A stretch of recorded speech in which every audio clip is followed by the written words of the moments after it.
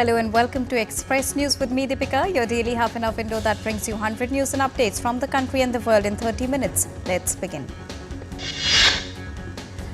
India on Monday rejected a diplomatic communication from Canada suggesting that the Indian High Commissioner and other diplomats are persons of interest in a matter related to an ongoing investigation in that country. India also summoned Canada's chargé d'affaires today. The US-India Strategic Partnership Forum is hosting its annual India Leadership Summit 2024 in New Delhi on Monday to enhance bilateral trade, supply chain, semiconductor investment, AI and next-gen technologies cooperation. The summit follows on the heels of India's Prime Minister Narendra Modi's successful visit to the United States for the 6th Quad Leaders Summit and the United Nations General Assembly. India's External Affairs Minister Dr. S. Jaishankar interacted with young diplomats attending the Raisina Forum for Future of Diplomacy on Monday. India's External Affairs Minister Dr. S. Jaishankar and Sports Minister Mansukh Mandaviya jointly launched a version 2.2 of the web portal and mobile app in the national capital. Dr. S. Jaishankar said that the web portal is a testament of the government's continuing effort to create a more clear, transparent and inclusive mobility for the Indian labour. President's rule in India's Union Territory of Jammu and Kashmir was revoked on Sunday, paving the way for formation of new government in the Union Territory. The decision comes after National Conference Vice President Omar Abdullah met with Lieutenant Governor Manoj Sinha on Friday to stake claim to form a new government. The Chief Secretary of West Bengal has called an emergency meeting today with key medical bodies after Federation of All India Medical Association or FIMA made a nationwide call for boycotting elective services. Junior doctors have been on fast unto death since the 5th of October, demanding justice for the deceased women medic at the RG Kar Medical College and Hospital, besides addressing other issues. In line with India's policy of zero tolerance against drugs, the special cell of Delhi Police and Gujarat Police seized 518 kilograms of cocaine from Gujarat. Earlier, the team raided a warehouse in Delhi's Mahipalpur and seized a consignment of 562 kilograms of cocaine and 40 kilograms of hydroponic marijuana. An Air India flight operating from Mumbai to New York was diverted to Delhi following a security concern arising out of a bomb threat. The aircraft is currently stationed at the IGI airport. The Global Standards Symposium 2024 is being organized in New Delhi to discuss the role of technology standards to shape the next digital wave of innovation. India's Minister of Communications, Jyotiraditya Scindia, said the symposium aims at bridging the gap between rapid technological advancements and the existing international regulatory frameworks. Delhi Metro Rail Corporation's Line 4 connecting Yamuna Bank with Vaishali in Kasibad has achieved carbon neutral certification, underlining DMRC's commitment to address climate change. Chief Minister of Central Indian State of Madhya Pradesh, Mohan Yadav, inaugurated the 15-day celebration marking the birth anniversary of sage Valmiki to be observed on the 17th of October. Last rites of former Minister of Western Indian State of Maharashtra, Baba Siddiqui, was performed with state honours in Mumbai on Sunday. He was shot dead on Saturday by 3 unidentified attackers in Mumbai. India's Minister of Science and Technology, Dr. Jitendra Singh, interacted with the students of Jammu and Kashmir in New Delhi on Sunday and advised them to imbibe new technologies. Governor of India's Central Bank, Shaktikanta Das, said that global economy is more integrated than ever before while addressing the high-level conference Central Banking at the Crossroads as a part of commemoration of the 90th year of RBI on Monday.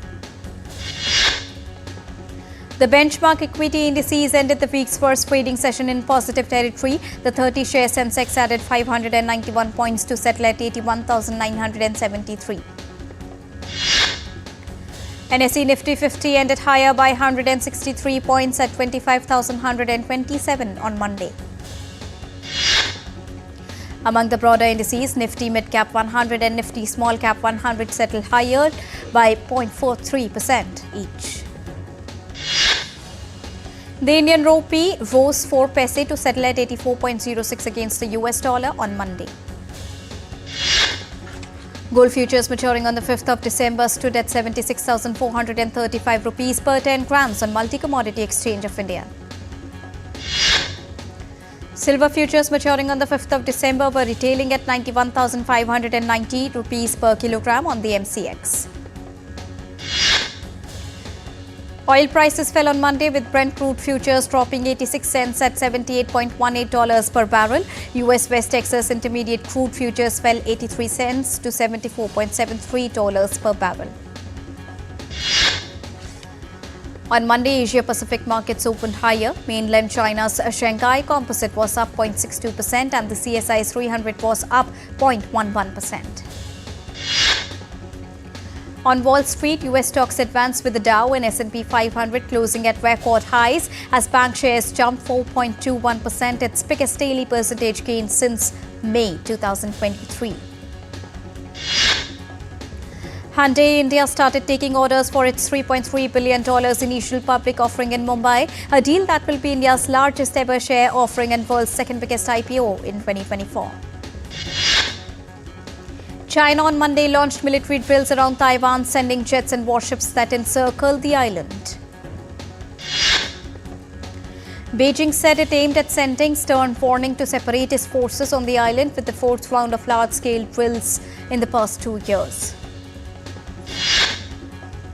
In response, Taiwan has parked its Mirage 2000 fighter jet at Hsinchu Air Base. Condemning China's drills, Taiwan's National Security Council and Foreign Minister said Taiwan remains moderate and will peace and stability in the region. Calling China's move irrational and provocative, Taiwan's Defense Ministry said it has raised the alert posture on outlying islands. The Biden administration in a statement urged the Chinese government to avoid any further actions that may jeopardize peace and stability across the Taiwan Strait and in the broader region. Ahead of summit of the Shanghai Cooperation Organization in Pakistan's Islamabad on the 15th and the 16th of October, restrictions under Section 144 have been imposed in neighboring Karachi. North Korea has warned Seoul of a horrible disaster if South Korean drones are found flying over Pyongyang. South Korea's military spokesperson claimed North Korean troops were working under camouflage to blow up roads near the west and east coast border of South Korea. Israel's military said Hezbollah drone had killed 4 soldiers at one of its northern bases on Sunday. Hezbollah late on Sunday said it launched a squadron of attack drones at Israel's Binyamina camp and warned of more attacks and its offensive in Lebanon continued. The Israeli army took journalists to what they said was a Hezbollah tunnel shaft some 200 meters from a UN post in southern Lebanon on Sunday. Israeli officers said the presence of the tunnels was evident that Hezbollah had built military infrastructure around UN and civilian settlements, using them as a cover. The US is deploying an advanced US anti-missile system known as Terminal High Altitude Area Defense or THAAD missile battery, along with its military personnel to Israel. India's President Draupadi Murmu graced an Indian community reception in Algiers on Sunday. She said that Indian community in Algeria was a bridge taking forward India's interests and soft power. The president also said that India supported Algeria's liberation movement against colonialism from the very beginning. She said our leaders have had close personal relationship. India's President Draupadi Murmu laid wreath at Maqam Ikayat Martyrs Memorial, a memorial built in honor of the martyrs of the Algerian War of Independence in Algeria as part of a 3-nation visit. Upon arrival, President Murmu was received by her Algerian counterpart Abdelmajid Tebboune as a special gesture. Other members of the cabinet were also present. Ukrainian President Volodymyr Zelensky warned on Sunday that his country's defense alliances must adapt in response to North Korea's increasing support for Russia. Former US President Bill Clinton hit the campaign trail in Georgia on Sunday, filing support for Democratic presidential candidate Kamala Harris. Time to take a short break. We'll be right back.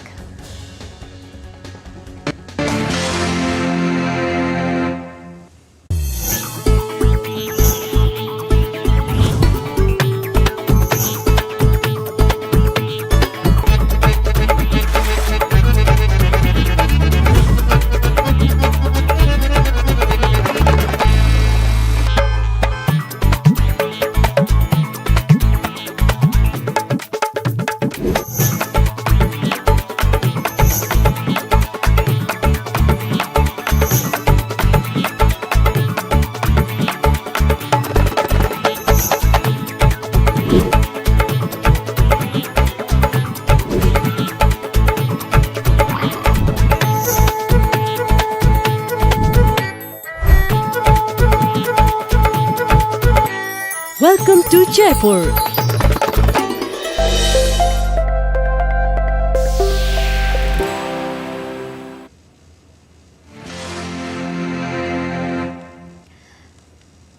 Welcome back. Let's continue. Many residents in the US state of Florida remain without power and running water after Hurricane Milton struck the state. The affected local communities and the state government have now started post-hurricane reconstruction, but it has turned out to be challenging for many residents. US President Joe Biden promised federal support for Florida's recovery from Hurricane Milton after surveying the extensive damage caused by the storm that claimed at least 17 lives. Biden urged lawmakers currently on recess to return and approve more disaster relief funds for the victims of Hurricane Milton. The Indian Meteorological Department has issued an orange alert for Chennai and nearby districts for 15th of October, predicting heavy to very heavy rainfall in the next 2 days. Preparation measures include setting up Commando Center, a 24/7 helpline, and deploying volunteers and motor pumps for flood relief.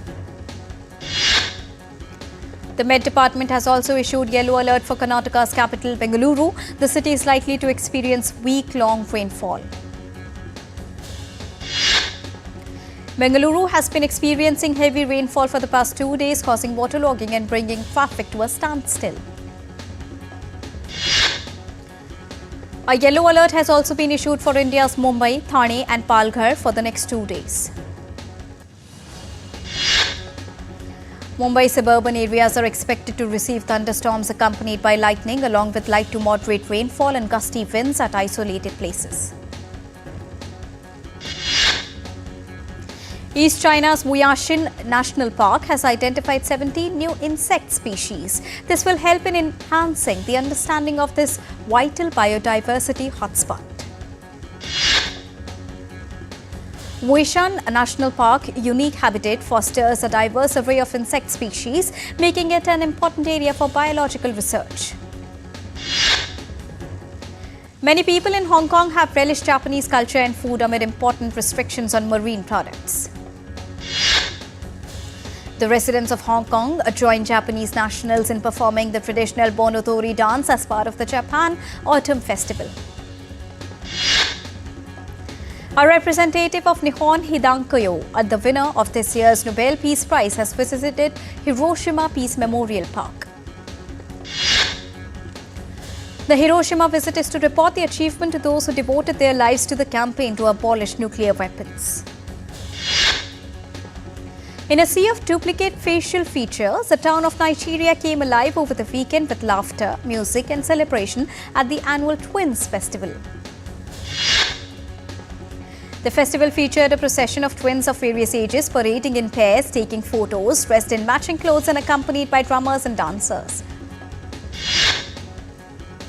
Invasive quagga mussel, originally from the Black Sea, has colonized at least 6 Swiss lakes, creating problems to the fishermen. Besides creating difficulties for fishermen, mussels can complete the pumping of clear water for shoreline towns and cities by clogging the pipelines.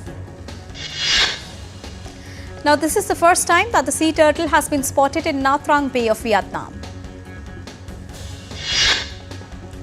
Sea turtles in Vietnam are endangered. To conserve them, local plan to establish a protective area for turtle breeding and maintain the marine environment. An 800-year-old driftwood tree in Vietnam has been recognized as a Vietnamese heritage tree. The tree is supported by a strong and extensive root system and a large canopy. This ancient tree is precious natural heritage and that pride of many generations of local people. It protects the habitat of numerous species as well. The 16-day Maritime Festival 2024 sets sail. The event features various activities for the public to explore and learn more about Macau's maritime knowledge. The festival features a series of activities such as Maritime Training School Open Day, game boats, workshops and sea voyages.